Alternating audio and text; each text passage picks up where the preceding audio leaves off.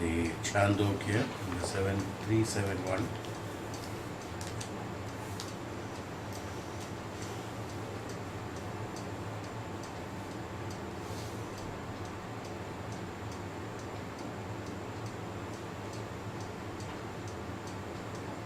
Maharshi says further,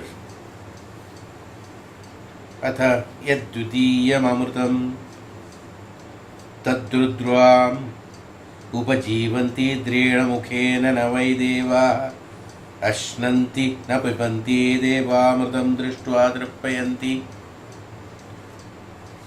त एतदेव रूपमपि संविशन्त्येव तस्माद्रूपाद्युत्यन्ति स य एतदेवमृतं वेद रुद्राणाम् एवैको भूत्वोद्रेणावः मुखेनैव देवामृतं दृष्ट्वा तृप्यति स येन तेद रूपमभिसंविशत्ये तस्माद्रूपादुदेति.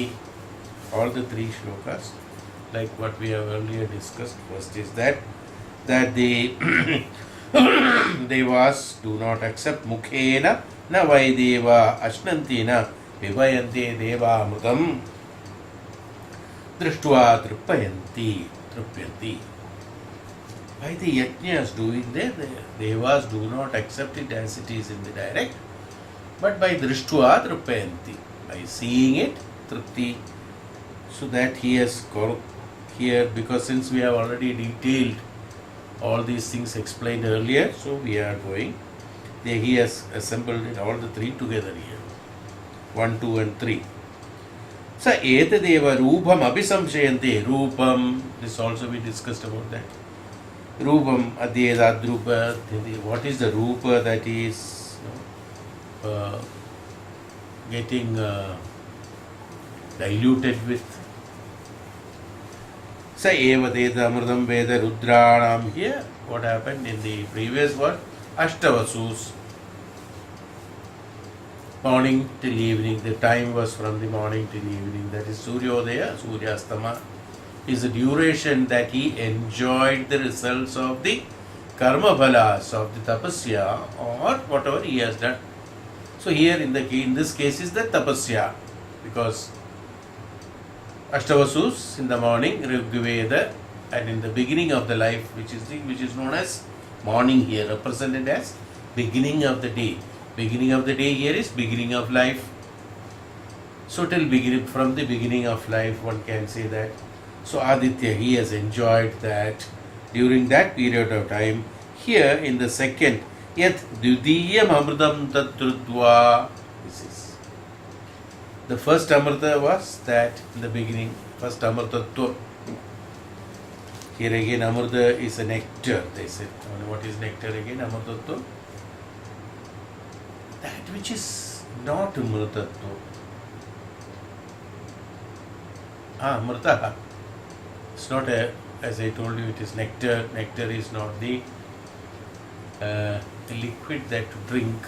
It is nectar of the karmas. Karma phala is the nectar. How do you attain the amrutatvam? How do you get the amrutatvam? Amrutatvam can be derived only by the karma phalas. If I execute my karmas and exhaust it in the right manner, we get the nectar according to that. So the first amritam, second amritam, see, why it is like that? Then like that, 5 amritas are there. 5 pancha amritatvam. Amritatvam is detailed again in the beginning of the first amritatvam. The first amrita means the initial stages of the amritatva, initial stages of the nectar, initial stages of the gunas, initial stages of attainment into the sannyasa avastha, tapasya avastha, stability of the mind, and path towards execution of the right way of karmas. It's called the Pratamo Amritatva. This was Ashtavasus. So Ashtavasus are governed. Ashtavasus are governing the Prathama Amritatva. And Dvitiya Amritatva is governed by, or the Dvitiya Amritatvam governing by the Upajivandrina Tad Rudraha. The second Amrutva is controlled by the Rudras, Ekadashi Rudras. Ekadashi Rudras, we have already explained the 11 Rudras and the characteristics and the consorts of the Ekadashi Rudras. All the details we have explained already. So these Ekadashi Rudras, when you go into the details of the Swabhava of these Rudras, you will find that they are the ones who execute the Dvitiya Amrtatvam. The second Amrtatvam is very important. Why? Because that's a day, during the day we said. Here in the morning, beginning of life, day means the middle of life, where the proper execution of karmas are done in the middle of life, where the maximum capacity is there in a human being for execution of karmas in the middle of life. Because in the beginning and the fag end of life, there are lots of disabilities that takes place, plus the tapering down takes place. So the middle of life, etc. So Dvitiya Amrtatvam Yatha Yad Dvitiya Amrtatvam Tadrudraha Upajivante Indrena. Upajivante Indrena. Upajivante in the sense, not Upajivanam. Upajivante is that is chaired by, or the headed by, the session is headed by the Indra there. That's why Indrena Mukhena Navai Devaha Ashnanti. So Mukhena Navai Devaha, they do not enjoy the consort, the results of the karma balas through the mukha, but they will be na pibanti, they don't drink it. Devam amrutam drishtva tripyanti. By seeing the execution of karmas, this we have already explained what is the meaning of it. By experiencing the experimental experiences, experienced experiences depending upon the karmas, making our path towards the right way, leading us towards the right way, taking us towards the right way. That gives the second Amrtatvam.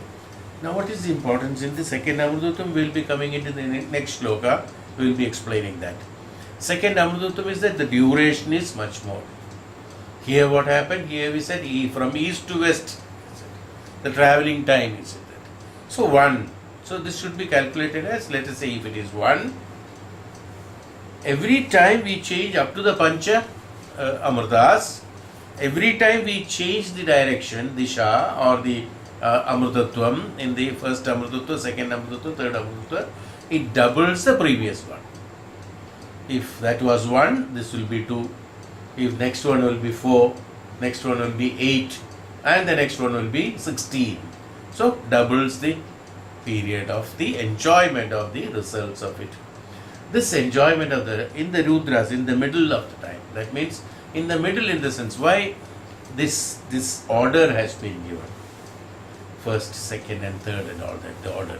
In the beginning what happens is that, in the beginning of life what happens, the Ashtavasus, we have detailed about the Ashtavasus who are governing the absolute virtues of the yajna being done. Yajna is what? Samarpanam. Yajna means that Samarpanam. Yajna means Dahanam. Dahanam is the Agni. Dahanam is that, what is Dahanam? Dahanam is that dilution. See, you should understand all these principles. You see. Upanishad has to be studied, not listened. So, when the yajna being done, what is in the yajna, what happens? Agni is the Devata, and the yajna being done is that Dahanam is taking place. That means burning is taking place. Dahanam is taking place. Dahanam is taking place in the sense, virtually this only visibly that we are seeing it, but actually what happens? Actually what is the yajna? The yajna is that Dahanam means what? Dahanam is that evaporation, layam. Layam is taking place. So my karmas, my intentions, my sharira, my samarpana should have the layam into it. See? So what happens? When you have layam only for the Ashtavasus, the duration of the enjoyment of the karma phala of that layam retains is equal to period. Let us say one duration. Whatever duration is that, x duration is 1. Let us say value is 1. The same Samarpana, when it is done, the value here in the Rudras is 2. How can this be doubled? That we will come to the next shloka and then we will explain it. But just understand that this is doubled.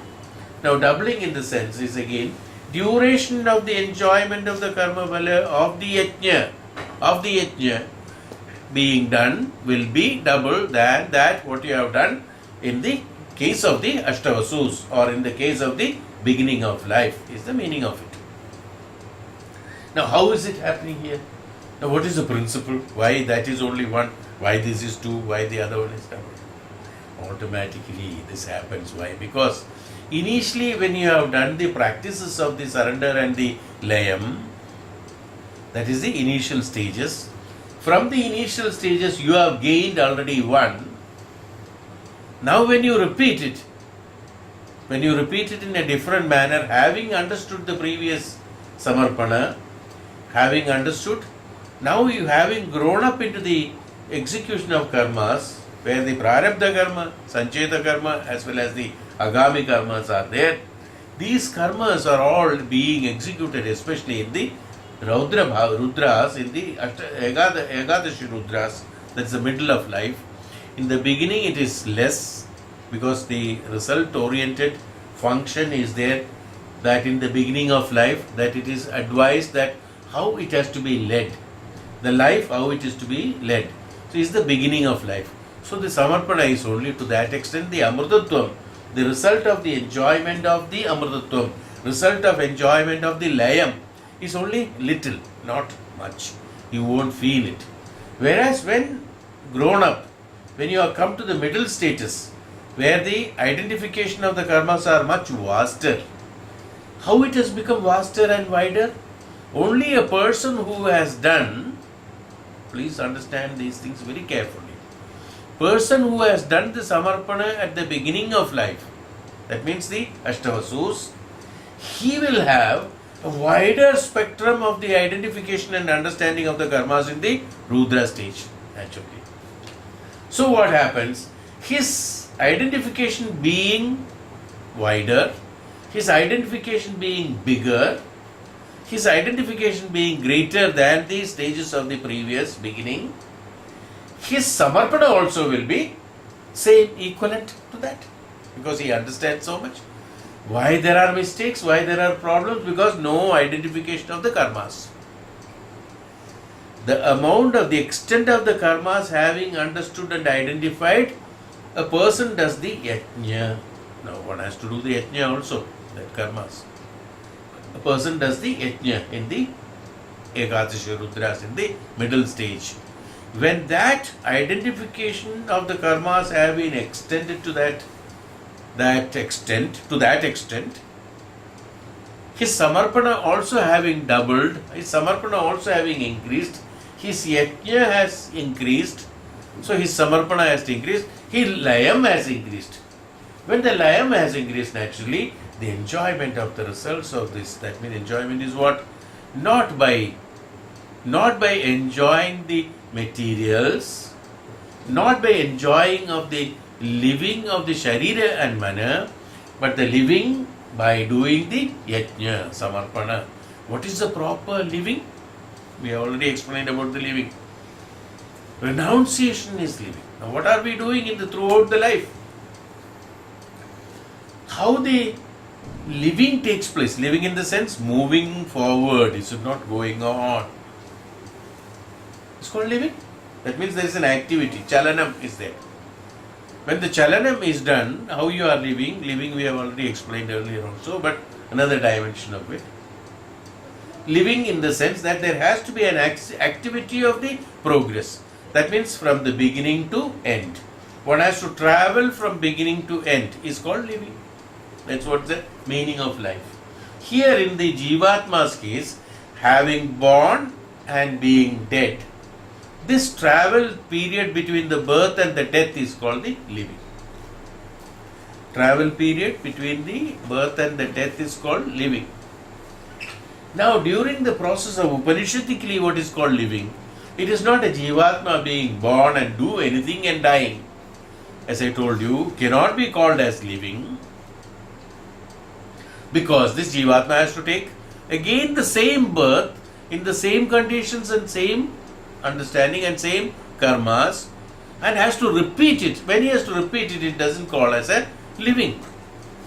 Living means should have lived the life. That means you should have lived the life. There should not be any more living. Is it not? It's called living. Now how? When you travel, whether you are walking, whether you are cycling, or going in a bullock cart, or you are going in a car, how you are what do you mean by traveling? What do you mean by going? What do you mean by starting? What do you mean by reaching? Being born, being dead, being started and being gone.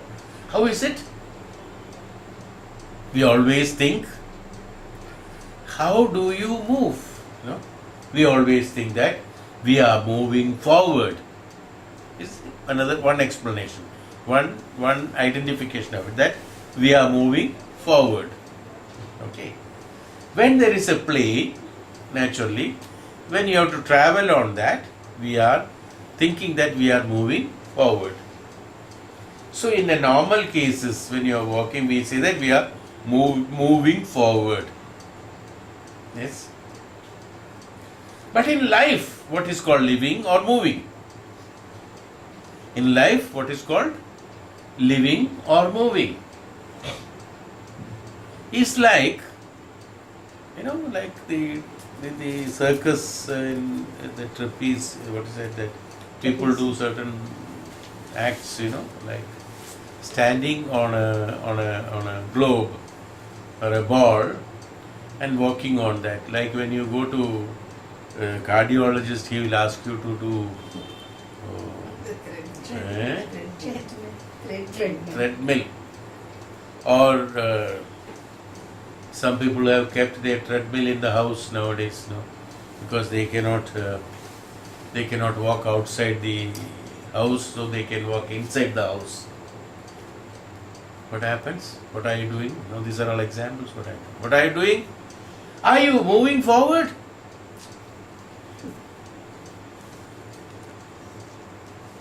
In life, our moving forward in the sense, see, you should remember, you should understand it perfectly well, just don't listen. You are moving forward means you should be moving forward from now to tomorrow. Can you move to tomorrow? Because tomorrow is not known. You can move on, you are able to travel, and while traveling you are able to see the front, then you can move forward. Suppose you don't see the front, how will you move forward? Now, which is the method how to move? There is another method of moving, is what? Pushing that what is left behind. That what is behind, pushing it away. That's what you are doing when you are walking on that. In that treadmill, what you are doing? You are pushing it back. It's going back to you think you are moving forward. Is it not? Are we really moving forward? We are only pushing it back. Life is pushing it back. That whatever has happened, that whatever karmas are finished, you push it back, which is known as renounce. That which is, when you leave that which is existing, when you leave that which is constant, when you leave that spot which is no more necessary, push it back, then only you can move forward. Otherwise, will you be able to move forward? If there is a rope tied on the cow's neck and tied there, the cow moves up to the extent where the rope is loose. After that, it holds back. For the cow to move further, the bandhana has to be removed. Is it not? The bandhana has to be removed. So our bandhana with the past has to be removed, then only we call it as moving. Otherwise, will you be moving? No. This is called living. This is called moving. This is called living. How are you living? Because I pushed my yesterday out is why I am living today. Will I live tomorrow? I do not know. If I push my today, I will live tomorrow. If I don't push my today, I won't live tomorrow. So what is called living? Living is that renouncing is called living. Yajna. That's why yajna has got importance. Maharishis and tapasvis have done yajna, burning. Everything is being exhausted. Exhaust everything, you will live properly. Exhaust everything that you have been attached with, you will live properly. If you have got bandhana with the attachment, you are not moving forward. Even though you think you are moving forward, you are not moving forward, you are stable there only. You have to push the yesterday out. You have to push the past out. How can you push it out? What do you mean by pushing? Pushing means exhausting. That's why I said executing and exhausting the karmas is called living. If I do not execute and exhaust my karmas, I do not call it as living. That's not living. Jivatma's principle of living Upanishadically is that exhausting is why yajna being quoted here, Maharishi has very, very intelligently, very specifically told us that, you see, to make us understand, he said that yajna tat etadevam amrutam ve eda rudranam evaigo dranam evaigo. I become one with the Rudra. That's what Rudranam evaigo bhutve indriyanaivaha mukhena idedamrutam drishtva drupyadi. When I become one with the Rudra, to become one with the Rudra, what you have to do? Exhausting them. Everything has to be burnt, everything has to be finished, everything has to be exhausted, everything has to be renounced. Then only it is possible. So, living, the proper way of living. When you live, then only you can attain that what is after life. To attain that what is after life, you have to live. If you do not live, or if you are not living, how can you attain that what is beyond the life? So Maharishi says, yajnam is necessary. So Rudram. In the Rudra Avastha, in the Rudra Mukha Avastha, in the Rudra Puja Avastha, in the Yajna Avastha for the Rudras, in the midway of life, where having understood and earned, gained the points of the beginning of life through the renunciation of the initial status to the Ashtavasus, and having gained the knowledge for further renunciation, having known about the renunciation, his intention is only to renounce. You see? Because this is what he has learnt. Bhakti is renunciation. Living is renunciation. Jnanam will come only renunciation. Stagnancy will not bring jnanam. Renunciation will be. The moment, chalanam has to be there, the movement has to be there, then only it will increase. See? Increasing is not accumulating. Increasing is using. That's why yajna being done. Yajna is that being burnt. That layam has to take place. In order to have the layam, we should have the right way of understanding of the karmas and the karma phalas. So enjoyment of the karma phalas in this one will be more. So he says that sa et devam rupam abhisam vishayanti tasma duddha putyante. That rupa akara you will find. When the nirakaratul takes place after the yajna being done, samarpana being done, the Rudra rupa is done. That rupa is what? The rupa can be seen, the rupa can be enjoyed. That there is, when there is nirakara, that is rupa is what? That rupa, what they are explaining is that after the yajnam, what has been renounced, what is the rupa of that? There is no rupa. As far as one is concerned, it is nirakarato. Yes. When the water is evaporated from the sea, even though it vapor, there must be some rupa for that. But as far as generally it is known as the nirakarato. Who can see that vapor?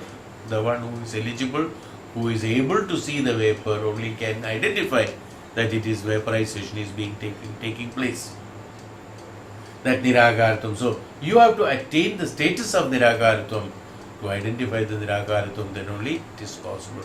That identification of Nirakaratvam, attainment of Nirakaratvam is the status of the Rudra, identification of Rudra. That means escaping or removing, releasing yourself from the karmas and the karma balas. Then only the Nirakaratva can be attained. Akaratva will be there so long the karmas and karma balas are there. So that the akara will be there. Akara is created again based on the karmas that one has to be executed. This is also, I have explained about that. No? That Garuda Purana and things like that, where we have explained during that process that where how the akaras are taking place. Akaras are based on the karmas, and the karma balas is how the akaras are taking place. So this akara, in order to have removal of the akara, Nirakaratam has to be attained. For that, exhausting of karmas are very important. So he says that this living has to be done. So I was just everybody has got the freedom to live as they want. There are no restrictions. Neither God nor any Shakti, for that matter, no Prakriti, no Purusha, has based any restrictions on how one should live. No. Upanishad is the advice how to lead your life. Upanishadically living, how to lead the life. As I told you in the previous class, or the previous before the last but one, where the insects find their universe in the light. Everything is done only in the light. Same way, the Jivatmas living in the light, independently, individually has got all the freedom to do anything. Any insect can fly from here to there, or another can go from top to bottom, another can go from left to right, or one can go circles. No restriction. Is there any restriction imposed on the insect in the light? But everyone is only in the light. Nobody goes in the dark. Jivatmas living in that, Parabrahma Chaitanyam. They all live in that Chaitanyam. But like the insects going from left to right, top to bottom, and circles and then up and down, every Jivatma has got the liberty to function as they want. But there are only few Jivatmas who understands how to live the life. The ones who has learned how to live the life, they attain the Parabrahman, attain the flame. The others enjoy in the flame and die again, bring back to the enjoyment. What they call it as enjoyment or living. They are not living. But then why? Why God has not given us this? Everyone is provided with Chaitanyam. Everyone is provided with the Jnanam. Yes. Everything is there. So I was just thinking that it is something like this. I was thinking about this in the morning. That a shopkeeper buys all the material. You go to the mall, how many things that what we have not seen, it is there in the shop, mall, in all the shops, so many things. The shopkeeper also might not have been using, but he knows it, where to buy it. He buys all sorts of material. He invests money. He buys it. He brings it into a position where everybody can go in a place. Provides all the comfort like air conditioning and things like that, and nice building. Yes. Arranges it in such a way that as soon as you go, you don't have to ask for it. You can see that display properly. Many places there is a price tag also, so that you don't have to ask for the price. It's also there. All the facilities are provided, is not in a shop.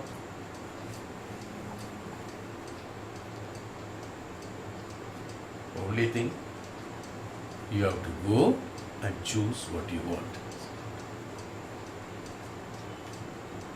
The Jiva Atmas who are in the Parabrahma Chaitanya living in this universe, God has provided Upanishads, Vedas, Jnanam, everything. Maharishis and Tapasvis, after, through the Tapasya, they have got the Shruti and they have put all those things into document so that it is easy for the people to understand.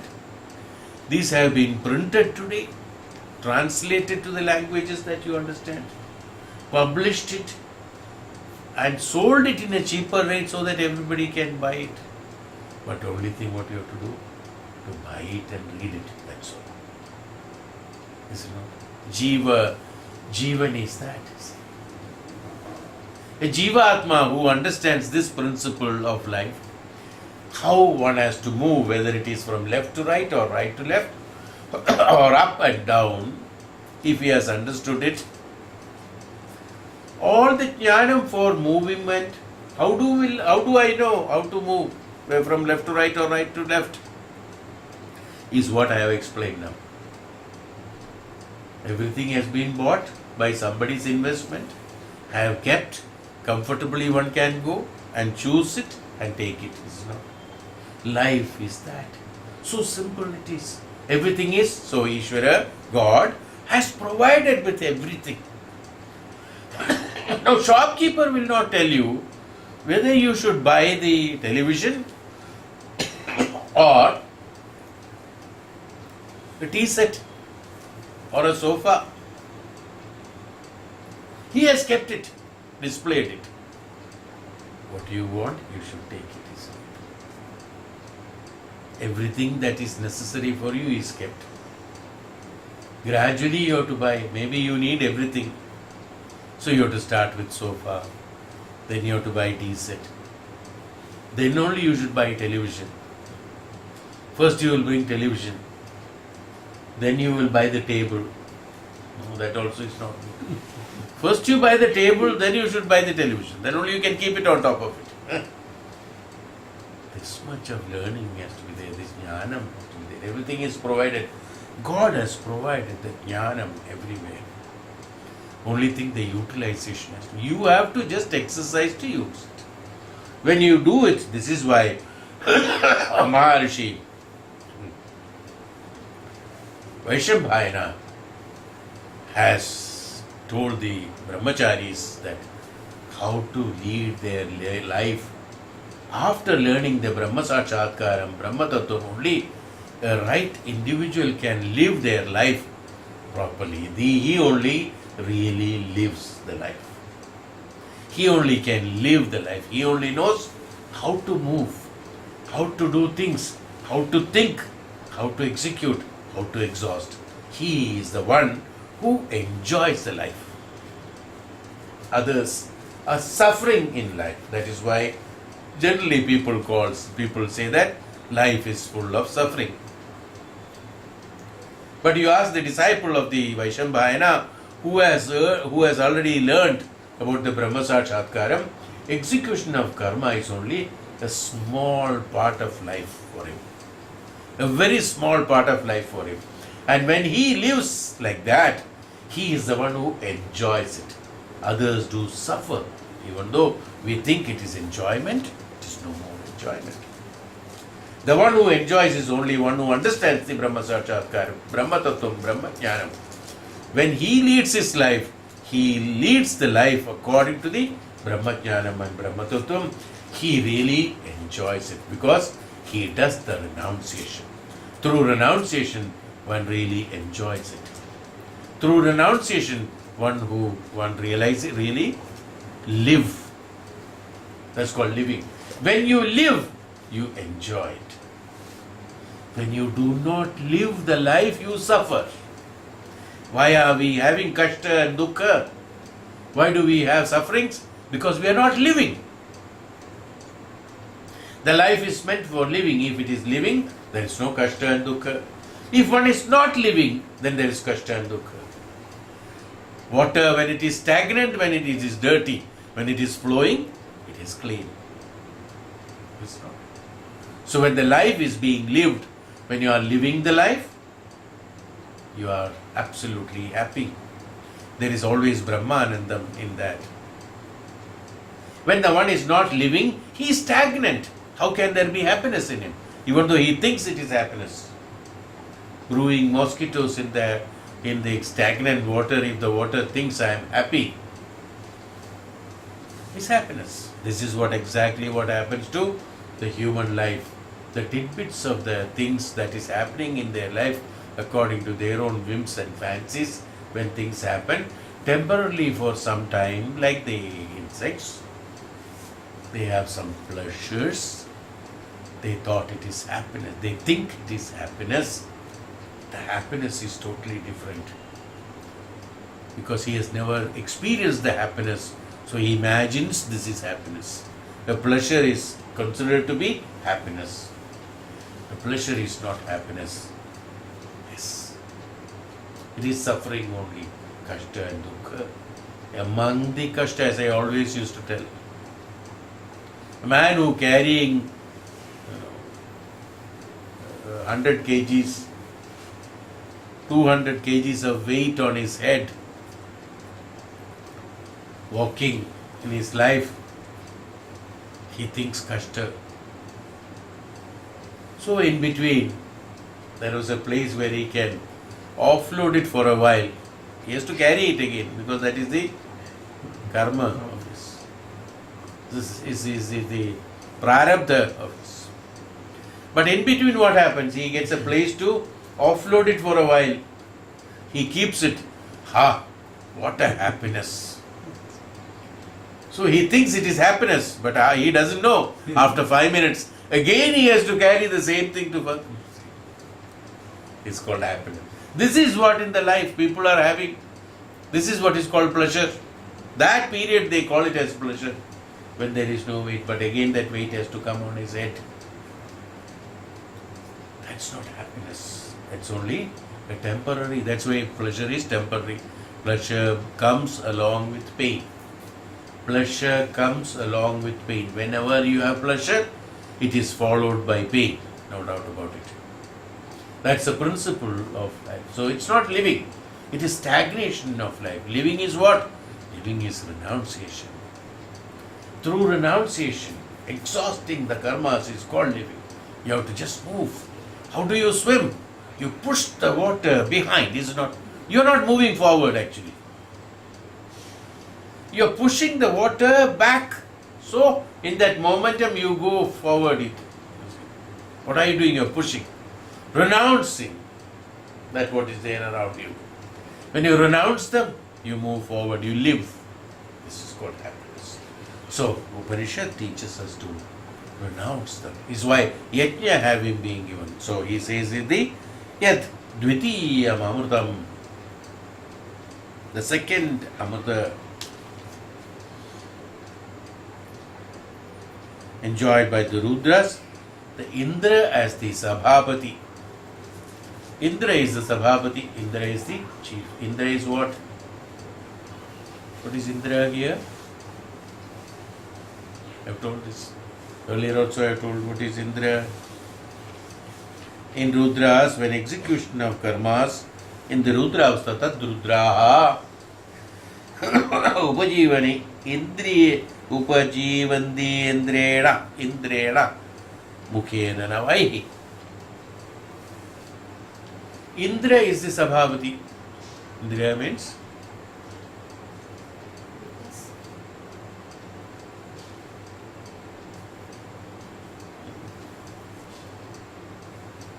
that which is consisting of Indriyas is Indra. Sabhavati is the mind. Indriyas. Who is the Sabhavati? The one who controls the Indriyas. So how can you do the execution of the Dvitiya Amardam? By controlling the Indriyas. That is why Indra is the Sabhavati. Indriya is that again, emotions, vichara, vikara, and all those Indriyas. The ones who are executing the karmas is the Sabhavati. The Indriya is the Sabhavati who are controlling the Indriyas. The one who is able to control the Indriyas, how can you control the Indriyas? by doing the samarpana. That is why again I always repeat this. Upasana, nididhyasana is absolutely necessary. If I do not do the upasana and nididhyasana, the exhausting of the karmas through the indriyas or the indriya phala, that indriyas doesn't know what to absorb, what not to absorb. Educating the indriya, sabhapati has to be the indriya, Indra. Indra is the one who follows. Who is Indra? Indra is a devata. In us, who is a devata? Again, the indriyas should become the devata. It has to be converted into devatas. Devatas means the one who are doing the executing only the virtues of the gunas, virtues of the rights. Only the right ones, executing the right ones. So indriyas, the perception of the ideas of the indriyas in order to acquire anything from the external world should be stopped, and the indriyas should be in a position to perceive only that which is advised by the devata. The devata in you. Who is the devata? The devata in you. The devata in you in the sense that you execute that the mind who earns the points, who earns the, as we said in the Ashtavasus, the mind has been matured, we call it. Maturity, we call it. The mind is matured by renunciation, have attained certain maturity there through the tapasya. In the second stage again, by the tapasya and renunciation and the yajna of many things, he has attained further maturity on that. So what happened here? The indriyas, the Indra is the sabhapati who controls the indriyas, because in order to execute any karma, the indriyas are very necessary. Mana is necessary, indriyas are necessary. So when executing certain karmas, very carefully, in this case, the Indra has to be the sabhapati, that means the controller of the indriyas have to be the sabhapati, and the Indra should function as the devata. The controller should function as the devata. So the mind has to function as the devata. Mind should be in a position to connect itself to the antaratma and should know the exact karmas that he has to execute. And mind with a rigid, with a concentrated mind, with ekagra chitta, one pointedness, ekagra chitta. What is the one pointedness? That Parabrahma Tattva, through the Parabrahma Tattva and Parabrahma Sakshatkaram, having learned the living of the Upanishadic way, dharmic way of living, when the mind has understood the dharmic way of living, the distribution of the knowledge to the indriyas in order to acquire only that what is necessary according to dharmam. Others have to have, the indriyas should have the capacity to renounce. The execution of karmas means what? Execution of karmas means renunciation of that what is not necessary. Renouncing, exhausting them. Executing and exhausting in the sense, renunciation. So the indriyas have to be taught, indriyas have to be advised, and indriyas have to be directed. Indriyas have to be guided by the devata in you. Devata is that, Indra is the devata. Indra has to guide the indriyas in order to execute only those karmas which are necessary to be renounced, that which is unwanted, so that I should be freed from the karma. It's called karma mukti. In order to attain the karma mukti, living the way of dharmic way of living, Upanishadic way of living, through the jnanam, through the dharmam, and through the bhakti, and through the shraddha, as well as through the satyam, only the truth. Identification of truth by the indriyas, the lowermost, the indriyas, is necessary. Not only the mind. Indriyas should know what is the truth. So living, then only he can live through the truth. When he lives in the truth, through the truth, in the truth, he exhausts the karmas. He identifies the karmas, exhausts them and renounces them, and automatically the happiness comes to him. Happiness is his swabhava. Happiness is the swabhava of the antaratma. Happiness means what? That Brahma Anandam, constant in the status of the Ananda, is the status of the Antaratma. Whatever happens in the external world, whatever happens to anything, he is in the status of Ananda. He is never in the suffering.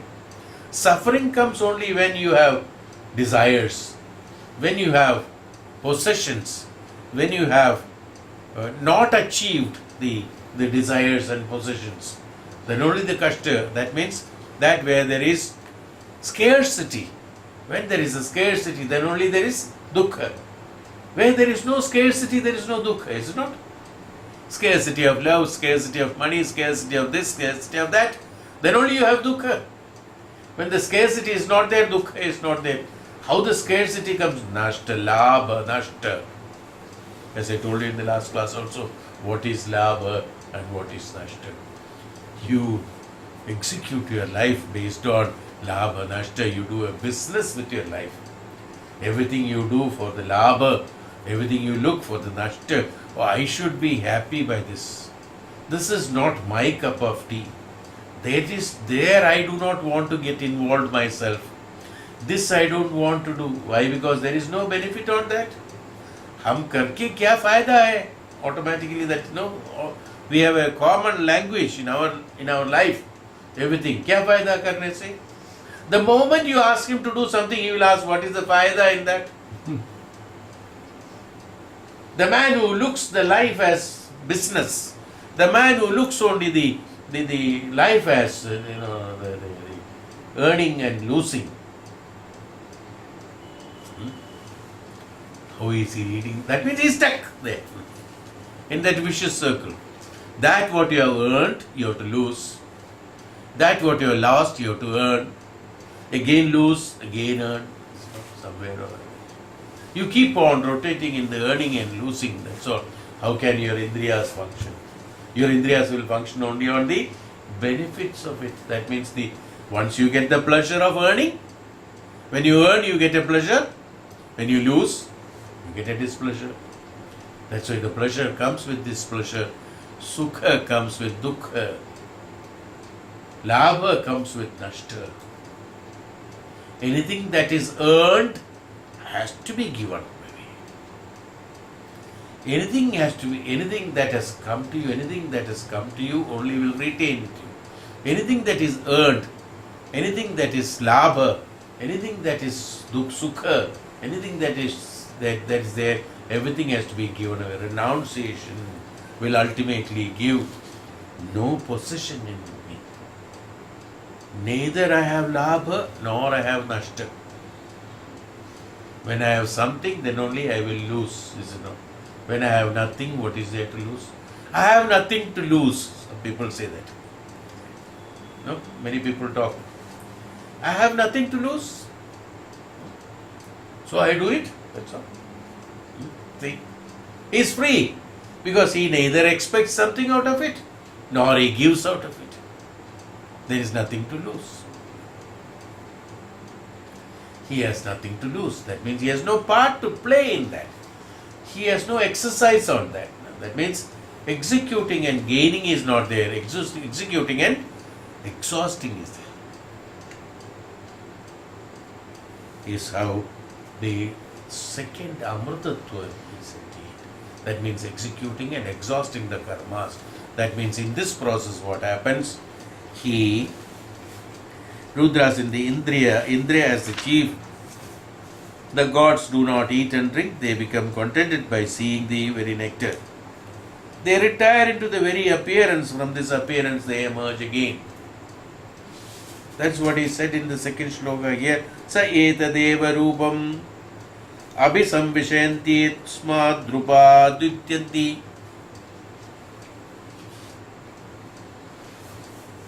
When he has understood this execution of karma through the yajna, renunciation of the karmas, he has identified the karmas from the practice of the Ashtavasus coming to the Rudra. In the status of the Rudra Yajna, he renounces maximum, practically everything. So they retire into this very appearance. Which appearance? The appearance of the Yajnam, Agni. And from this appearance, they emerge again. In the sense what? After doing the renunciation, in the Yajna what happens? Renunciation. Everything has been Samarpana Bhava. They are all mentally again. These are meditations. There is neither Agni nor any material available. Nothing is there. Remember that. That you are not doing anything there in front of you. There is Agni burning and you are taking a spoon and pouring it. Is the Yajna, no doubt about it. Representation. Ideally representing. Here what happens? During the tapasya, you are doing each and every samarpana, doing the Rudram, identification of karmas and renouncing them. And through the way of living is also tapasya. Tapasya is not only, upasana is not only just keeping the eyes closed and sitting. The life, each and every step of our living should be upasana. Each and every step of our living should be nididhyasana. Each and every moment I am thinking, opening my eyes and closing my eyes should be with the samarpana bhava. Each and every second that I am thinking has to be, that thought has to be done, the samarpana to the padam of the Vandaniya. Everything has to be renounced. Everything has to be surrendered. Then only the flow of the karma phalas and karmas will flow and then get it exhausted. There is no other way of exhausting. Do not enjoy the results of them. Do not have the pleasure of enjoyment of the results of them.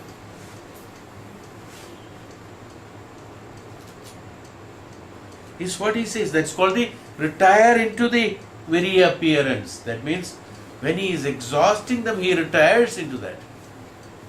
He renounces totally. The karta is no more there, so bhokta is no more there. The bhokta, he doesn't expect it. Here what happens? Bhokta is important for many people. That is why he becomes the karta. The intention itself is bhoga, result. That's called result oriented. Not to have the bhogatvam, not to have the bhokta, the karta should not be there. That kartrutva bodham has to be renounced. The kartrutva bodha, I always told that in earlier stages also, that kartrutva bodham has to be renounced. In order to have the renunciation of the kartrutva bodham, samarpana, upasana is necessary, nididhyasana is necessary. So what happens? From this, they appear again. Who appears again? They emerge from that. Who emerges from that? After the upasana is done, nididhyasana is done, total renunciation is done, the emerging of the devatas takes place. Only the devatas come. That what you have renounced is that the karmi, the karta, the bhokta, the one who has the kartutva bodham, bhoktatva bodham was there. They have renounced themselves, so they disappeared into the Yajna Kundha, in the Yajna Agni, in the Yajna Kundha. So they retired into that and did upasana and nididhyasana, and then the appearance of them has come. What is that them? The true them. Earlier, it was not the true them. They were along with the paraphernalias of the functions of the attachments, attractions, desires, moha, kama, krodha, lobha, moha, mada, matsarya, all together. He who knows this nectar thus become one among the Rudra themselves and becomes content by seeing this nectar. Through the Indra himself, who is the chief, he retires into the very appearance. He rises up from this appearance. A person who understands this principle of life, a person who understands the living, in the right manner, instead of like a pair of bullocks going around, grinding that the seed for the oil, to make an oil, the chakki, what they call, that going round and round and round.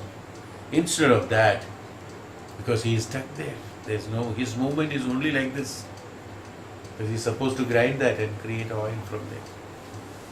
Instead, a person who understands the living, the proper way of dharmic way of living, Upanishadic way of living, the values of living, the dharma of living, the dharma of the karma. Karma means the dharma. Every karma has to be executed dharmically. Each and every word I am thinking should be dharmic. Each and every word in my mind should come only the dharmic way of thinking. It should come only for the purpose. Why the thought should come? The thought should come only for executing it and exhausting it. The thought should come to me, the thought of karma should come to me only for the purpose of samarpana. My intention at the background of my mind should always be there as the upasana murti. Nididhyasana murti, upasana murti has always to be there at the background of my mind on each and every karma that I am executing. The moment the thought comes,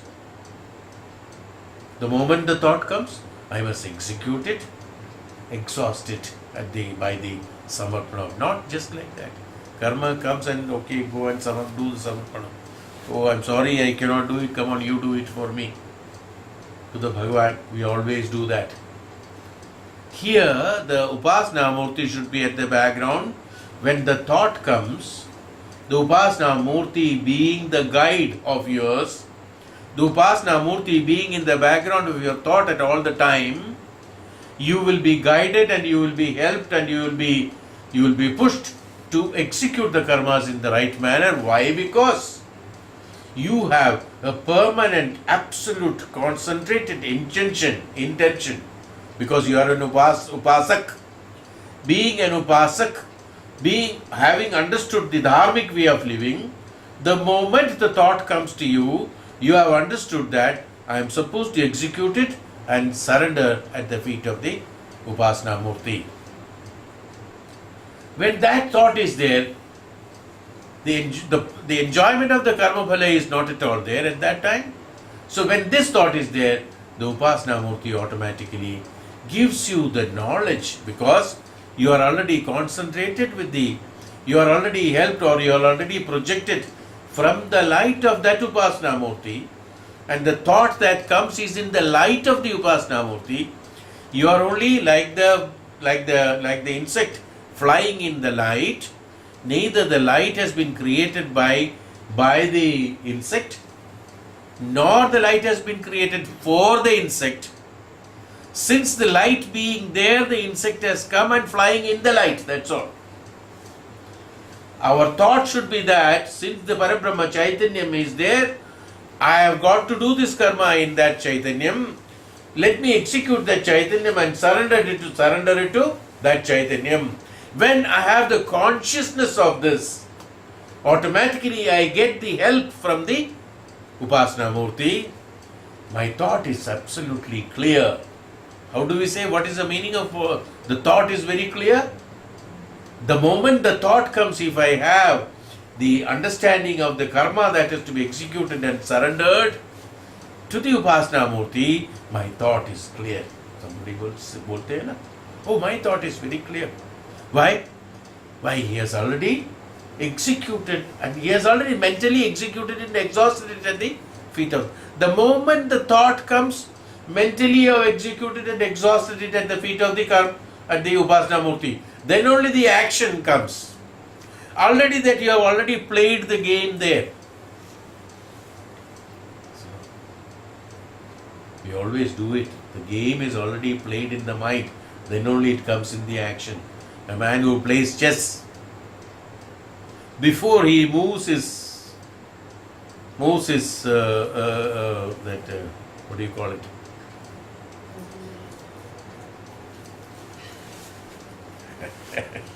whatever it is, his coin. Okay. Moves the coin, or whether it is king, queen, or the soldiers, or the horse, or the chariot.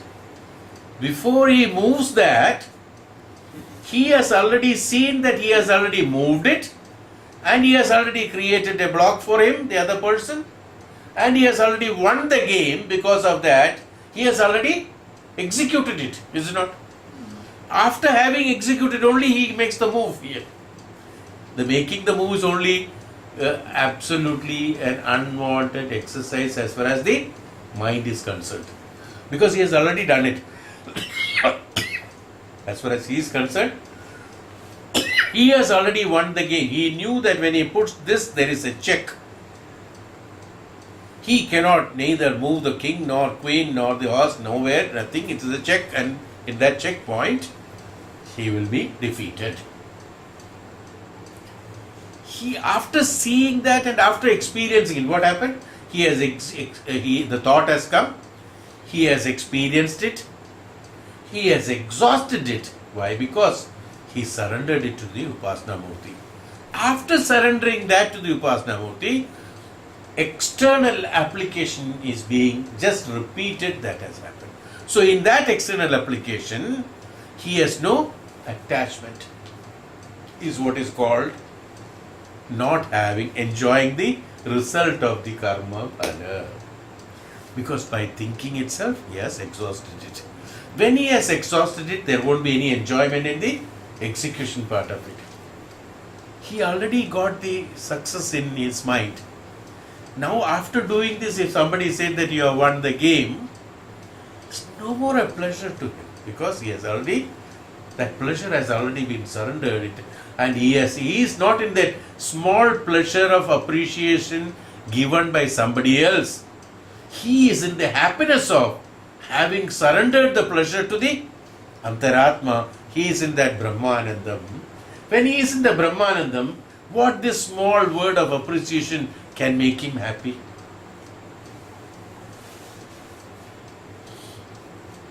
Cannot make him happy, you know. This is called executing and exhausting the karmas. The moment thought comes, you should be in a position to immediately give that light to that. This karma has come to me in order to exhaust my prarabdha karma, sancheta karma. That is why it has come to me, and I execute it only for the purpose of surrendering it at the feet of my Upasana Murti.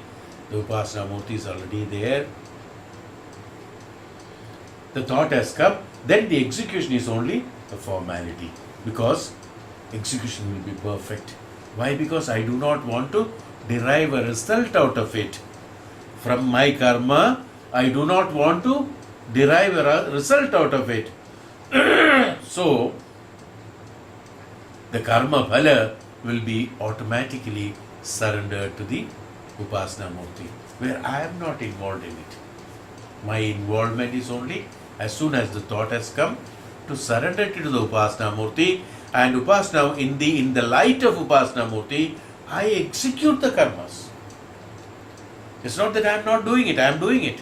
But in the light of the Upasana Murti, light in the sense, jnanam of the Upasana Murti, knowledge of the Upasana Murti, from where the guidance come to me, I execute it, and I do not wait for any of the result. Why? Because when he has guided, he is a karta. So who is the bhokta? Karta is the bhokta. I am not the bhokta. So when I am not the bhokta, the karma that I have executed will be perfect. Why we call it as perfect? Because the perfect means what? Perfect means that I do not enjoy the karma phala. Perfect. When I do not enjoy the karma phala, when I do not want to enjoy the karma phala, I do my karma exactly perfect. For that, what happens? That's called yajna, that's called samarpana, that's called surrender. So, in the mind, constantly, the powerful Upasana Murti has to be reflecting and sitting there. Let me use the word as sitting, even though it's not right. There's nobody sitting there. The Upasana Murti is sitting there with his jnanam being constantly projected. Why? Because you have totally surrendered at the feet of him. So the Upasana Murti is there because you have surrendered. When that surrender is there, Upasana Murti is there. When you have not surrendered, then you are there. Upasana Murti is not there. That's all. Then you have to execute your karmas. So you become the karta and you become the bhokta. When you have surrendered to Upasana Murti is there, then he advises you to execute the karmas. He becomes the karta, he becomes the bhokta. Karma bhala is not on your account, it is some other account.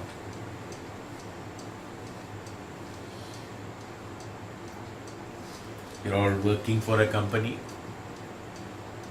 Yes. One is working for a company. Whatever duties have been allotted to him, he executes it perfectly well. Fine. He doesn't know by his execution of that karma whether the company has benefited or not benefited. And how much profit or loss company has earned because of this. That I don't know.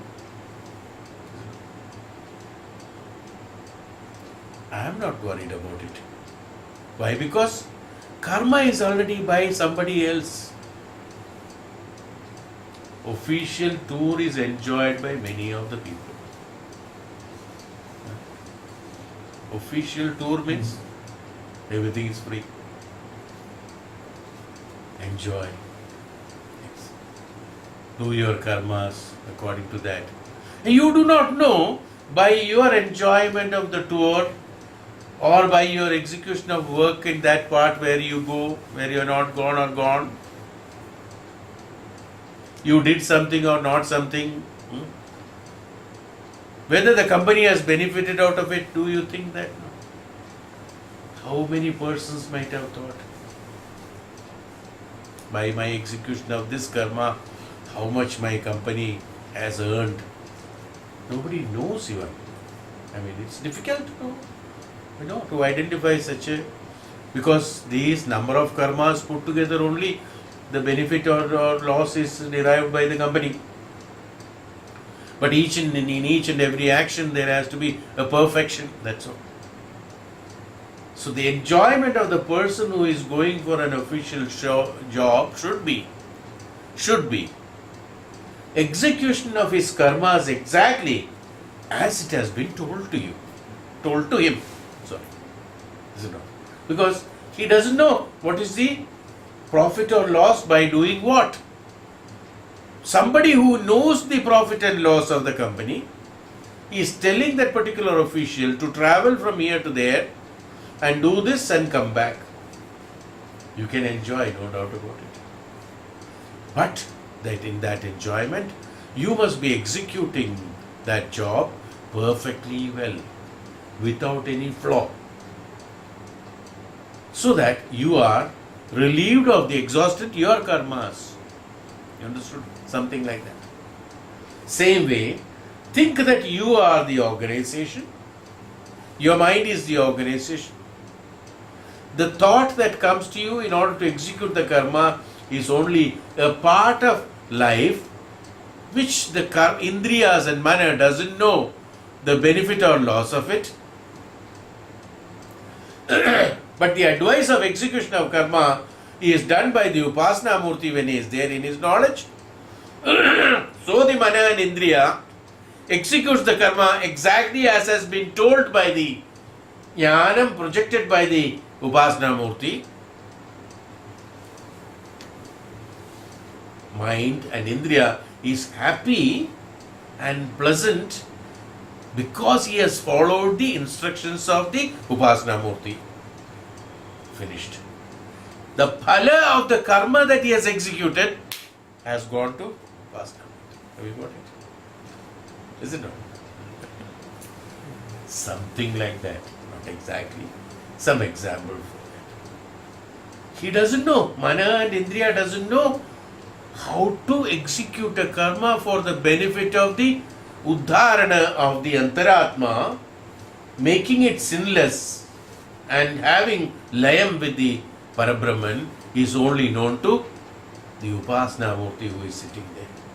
Since that knowledge is not in us, we do not have the knowledge of the Parabrahma Jnanam, Parabrahma Tattvam, and we have to have the Karma Mukti, and we have to have the liberation, and we have to have the layam with the Parabrahman is the intention of my birth, but I do not know how to execute it.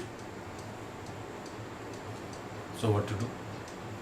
Samarpana to the Antarat, Samarpana to the Upasana Murti, Samarpana to Nididhyasana Murti, Upasana Murti, Nididhyasana Murti. Do Upasana and Nididhyasana, execute and exhaust karmas as it has been told, so automatically the Karma Mukti comes.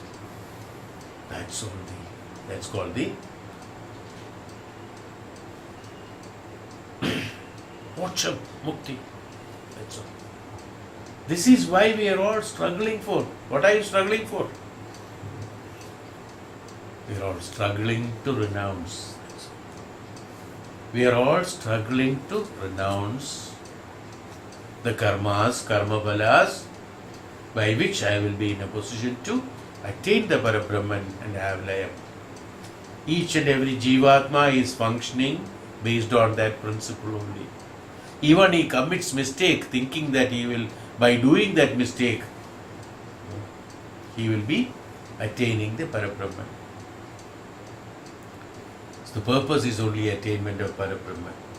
There is no loss, there is no gain as far as the Jivatma is concerned.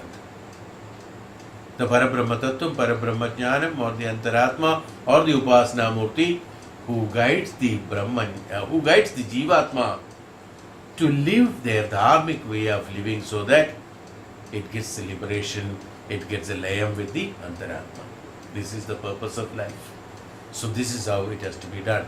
Instead of just like the insect playing in the light, going here and there, running up and down and flying and eating and procreating and dying, is not the purpose of the life. But in order to live dharmically in the right way, not entangled and tied with the bandhana emotions and akara and vikara, no.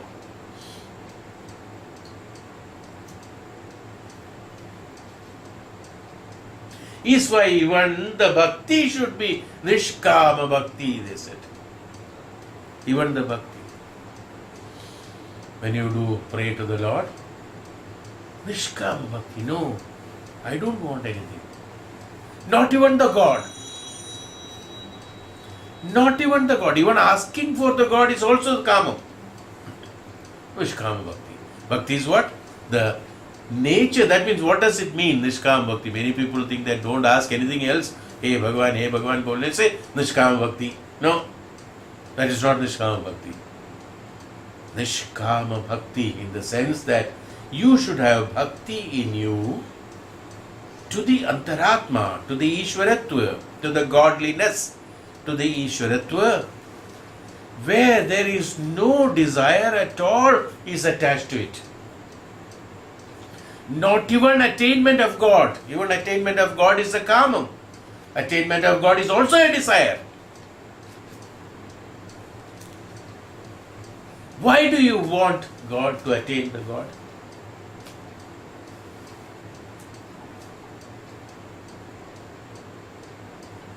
Because you are a fool. Because you are ignorant and a fool. Why? You know why?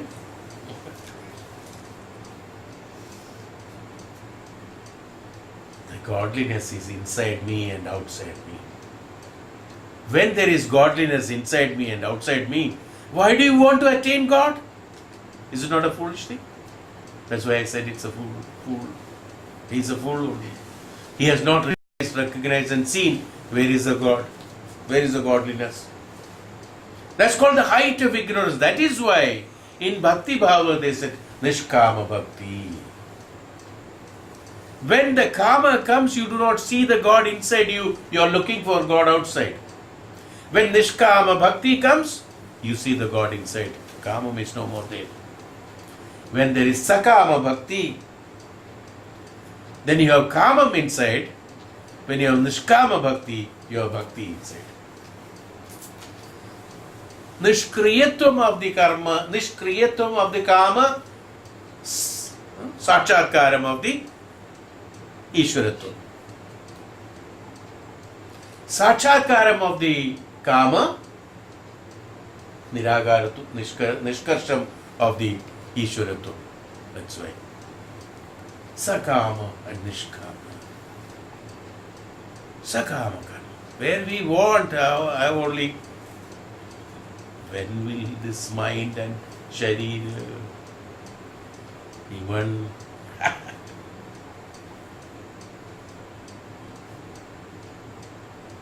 at the old age one wants to look young, at the young age one wants to look old. उसके लिए क्या क्या झमेला.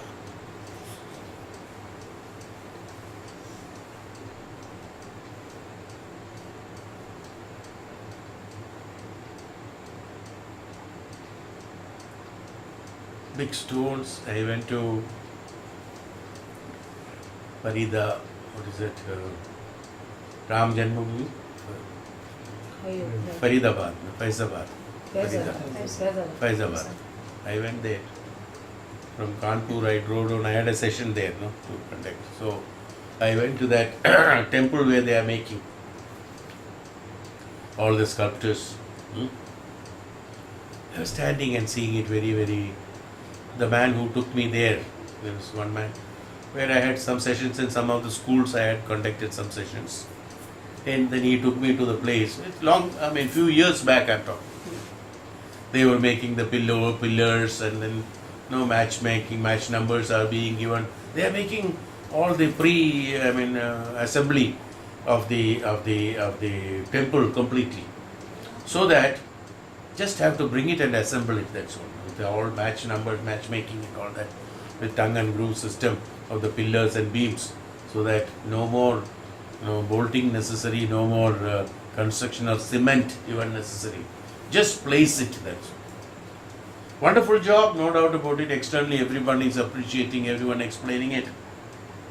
My mind always works the other way around. For instance, how much you polish a stone and make the sculpture and make it beautiful and all that. How much is that polish and beauty of the stone is that? 1 millimeter thick. If I just scrape out that 1 millimeter inside, it's the same stone what was lying in the quarry some time back. Am I right? Is there any difference? We are busy making the stone polished and look nice. But the stone is stone. It's not. The reality is that, the truth is that, the truth. Inside is the same. The growth and the beauty and the function, the growth one should be growing old, we said. Growing old in the sense, not only, as I told you, Vardhakyam. Jnana Vardhakyam is important. Vayo Vardhakyam is not that important. Let the Vayo Vardhakyam takes place. Jnana Vardhakyam should be there. We should have the Jnana Vardhakyam. It's not the akara, it's not the appearance, which is there, which has to be destroyed, decayed. It's important. Whatever is the nature, let it be there. Jnana Vardhakyam should be there. Your Jnanam should have the Vardhanam. Vardhakyam means what? Aging. Vardhanam is aging. Vardhakyam is that which grows is called Vardhakyam. That which is grown is called Vardhakyam. That has to be there. So in these yajnas, what happened? When renunciation takes place, Vardhakyam takes place. So Vardhakyam has to be. That's why Vardhakyam is respected. Which Vardhakyam is respected? Not Vayavruddha. Jnana Vruddhan. Jnana Vardhakyam is respected. That's why in our generally there is a saying that Vardhakyam should be respected because they have grown, they have learned, they have seen the life, they have the jnana. What is it? They have seen the life, they know the life. What do you mean by that? Jnanam. Jnana Vardhakyam has taken place. Even if he is young, that is why in the Dakshinamurti Stotram they said that the Guru is young and the Shishya is old, but still they have the reference to the Guru. Why? He is Vruddhan.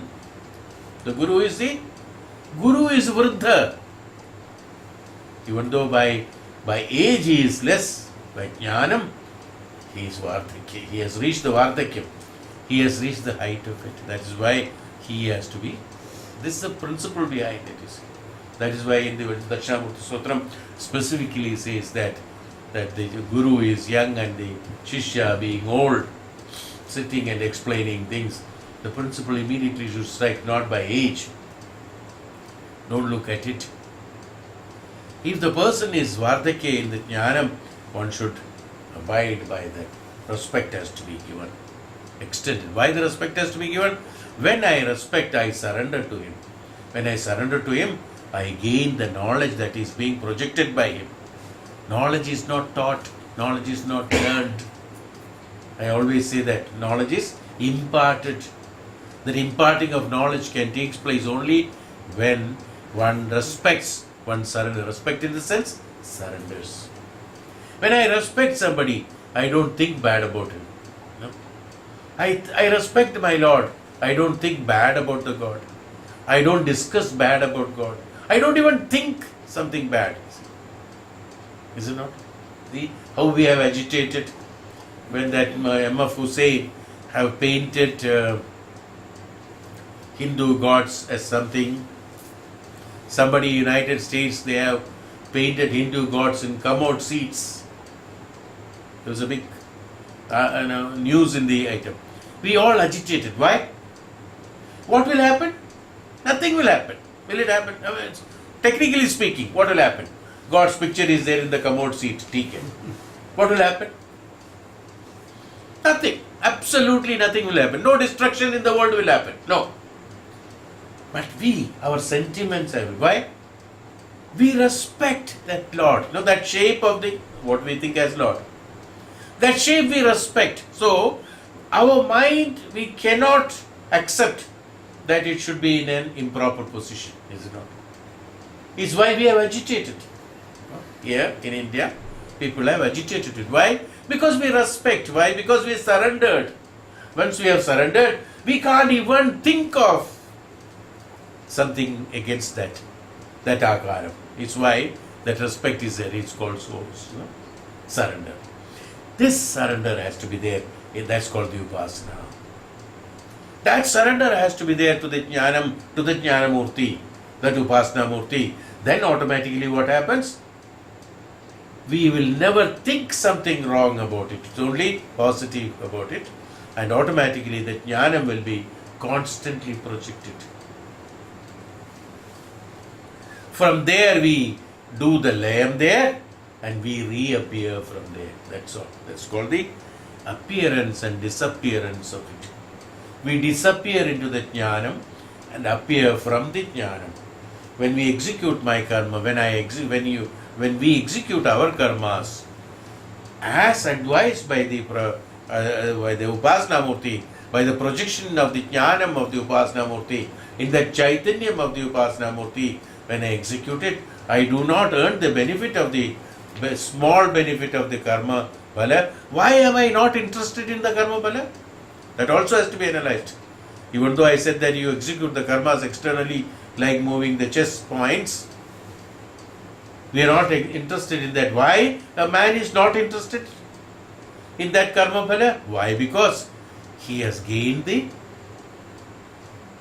Brahma Anandam by surrendering to the Upasana Murti, so he doesn't enjoy the small pleasures which is absolutely insignificant as far as he is concerned. Is why the mind is not accepting the karma phalas by execution of karmas.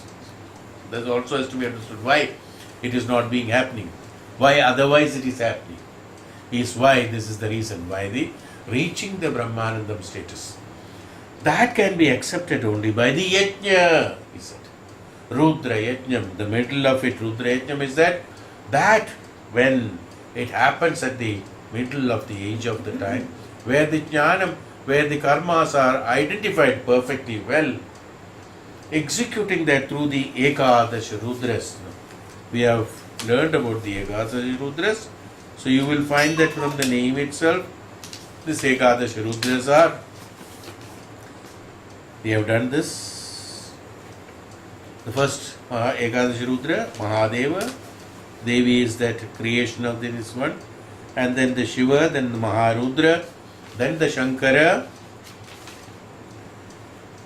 then Nilalohita, Ishana Rudra, Vijaya Rudram, Bhima Rudram, Devadeva, Bhavo Bhavaha, Adityam, Adityatmaka Rudra. These are the Ekadash Rudra. So, in each and every Rudra you will find the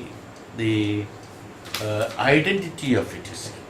Mahadeva, Devatva, Devikata, Deva of the Deva of the Devatas, attainment of the gunas. That means you are traveling beyond the Sato guna, is Mahadeva. So, one of the Rudra. Then comes the Shiva. Shiva is that auspiciousness. Sham Karoti iti Shiva. Shiva is auspiciousness. Auspiciousness comes in the Sato guna. Mahadeva comes beyond the Sato guna. So like that, Maharudra. Rudra is a Rautra Bhava, means that determination, anger, determination. Rudra Bhava. Determination. Maharudra. A determination to do exactly that has to be, that what is to be achieved. Here in the Maharudram, our mind, Indriyas, that's why he said Indra being the chief. Indra being the chief, the mind become Maharudra in that. Stern, without any change in that. Raudra. That means a very firmness on that, the Kopam or Raudram. And instructing the Indriyas, you should do only this. Other than this, I will not accept anything. Called Raudra Bhava. So we have to identify like this. So each and every Raudra, each and every Rudra. So these are all characteristics in our execution of karmas. This Ekadash Rudra is no one other than me. Identify the gunas in me. Execute the karmas according to that. The moment the Ekadash Rudra is served, executed according to that. I am beyond Mahadeva. What is that? Brahmasatchakaram, Brahmajnanam. It's called the functioning based on the Ekadash Rudras. So Rudras Thita. So that's why the detail of Ekadash Rudra we have already explained earlier. All the details are there. So based on that, the Shankara, Shantamurti in Shankaratva, Shankaram, vibrations of the sound from the Shantada. Omkara is Shankara. Shamkara is that again, doing the auspiciousness, execution of karmas. Kara means krityam, karma, execution by Sham. Executing your karmas auspiciously, like the Shankham, the sound of the Shankhanada, your karma should be executed exactly like that. How the Shankha is blown? Now, see, everything has got great elaborations. Shankara. Shankha is blown like, initially starting with this slow, goes at a very high peak. Again, at the end, comes down. Omkara, Om,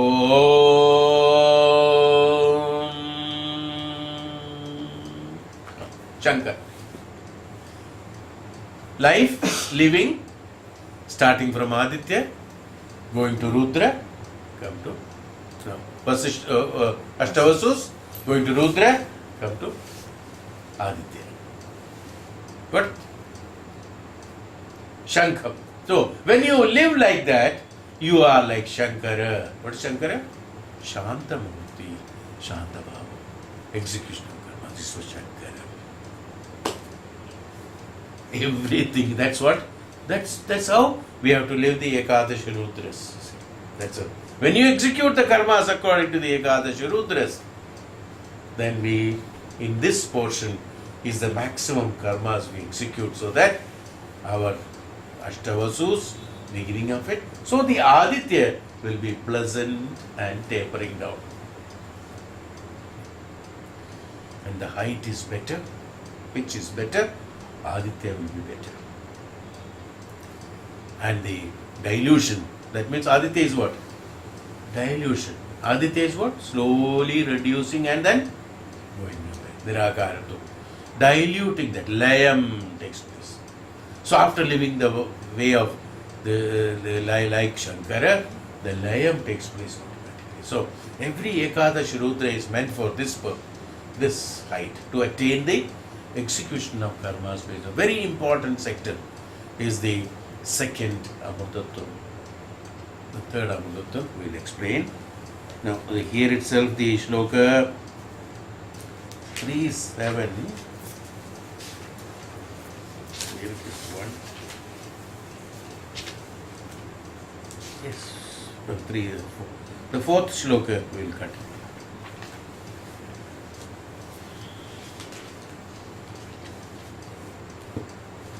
Oh.